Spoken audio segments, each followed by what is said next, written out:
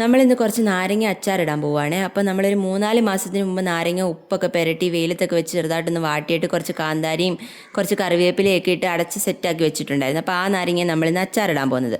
അപ്പോൾ നമ്മുടെ ചട്ടി ചൂടായി വന്നപ്പോഴത്തേക്ക് നമ്മൾ കുറച്ച് വെളിച്ചെണ്ണ അതിനകത്തോട്ട് ഒഴിക്കുന്നുണ്ട്. അപ്പോൾ വെളിച്ചെണ്ണ ഒന്ന് ചൂടായി വന്നപ്പോഴത്തേക്ക് നമ്മൾ കടുകും ഉലുവായും ഇട്ട് അതൊന്ന് പൊട്ടിക്കുന്നുണ്ട്. അതൊക്കെ ഒന്ന് പൊട്ടി സെറ്റായി വന്നപ്പോഴത്തേക്ക് നമ്മൾ അരിഞ്ഞു വെച്ചിട്ടുള്ള വെളുത്തുള്ളിയും ഇഞ്ചിയും അതിലോട്ട് ഇടുന്നുണ്ട്. അപ്പോൾ അത് രണ്ടും ഒന്ന് നല്ല രീതിയിൽ മൂത്ത് വരണം. അപ്പോൾ വെളുത്തുള്ളിയും ഇഞ്ചി നന്നായിട്ട് മൂത്ത് വന്നപ്പോഴത്തേക്ക് നമ്മൾ ആ എണ്ണയിലോട്ട് കുറച്ച് കറിവേപ്പില ഇടുന്നുണ്ട്. അപ്പോൾ കറിവേപ്പില ഒന്ന് മൂത്ത് മുരിഞ്ഞൊക്കെ വന്നപ്പോഴത്തേക്കും കുറച്ച് മഞ്ഞൾപ്പൊടി ഇട്ട് കൊടുക്കുന്നുണ്ട്. അപ്പോൾ മഞ്ഞൾപ്പൊടിയുടെ ആ പച്ച മണമൊക്കെ ഒന്ന് മാറിക്കഴിഞ്ഞപ്പോഴത്തേക്കും കുറച്ച് കായപ്പൊടി ഇടുന്നുണ്ട്. അപ്പോൾ കായമൊക്കെ നന്നായിട്ടൊന്ന് മൂത്ത് വന്നപ്പോഴത്തേക്കും നമ്മുടെ ഉപ്പും നമ്മുടെ കാന്താരിയുടെ എരിവും ഒക്കെ പിടിച്ച് സെറ്റായിട്ടിരുന്ന നാരങ്ങ നമ്മൾ അതിലോട്ട് ഇട്ട് കൊടുക്കുന്നുണ്ട്. എന്നിട്ട് എല്ലാം കൂടെ ഒന്ന് നന്നായിട്ട് മിക്സ് ചെയ്യുക.